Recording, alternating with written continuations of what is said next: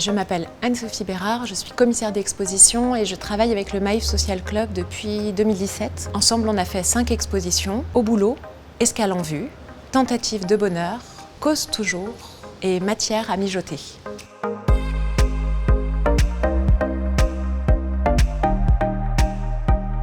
Si je devais garder un souvenir, ce serait l'ouverture de l'exposition Tentative de bonheur qui réunissait des artistes de tous les continents, de toute notoriété, avec une parité parfaite entre hommes et femmes et une diversité de médiums entre de l'art brut, de l'art numérique, de l'art conceptuel, bref, une diversité de langages assez rare. Et en ce sens, ça reste une de mes émotions les plus belles.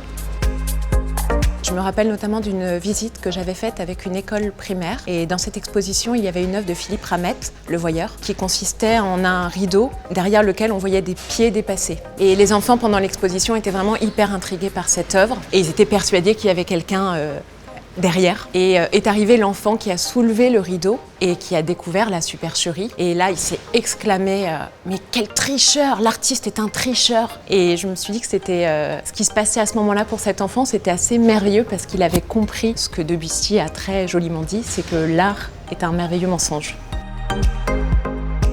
Ce sont des paroles d'une chanson d'Anne Sylvestre. J'aime les gens qui doutent, les gens qui trop écoutent, leur cœur se balancer. C'est une petite chanson qui fait l'ode aux tremblements, aux hésitations, aux gens pas comme il faut. Ça fait vraiment écho à ma façon d'être, de vivre et donc de fait de montrer l'art. Et à chaque fois que je fais une exposition, je la pense comme un espace à douter, c'est-à-dire un endroit où on va venir un peu bousculer ses certitudes. Et c'est pour cette raison que l'écriture, l'édito, les cartels sont si importants.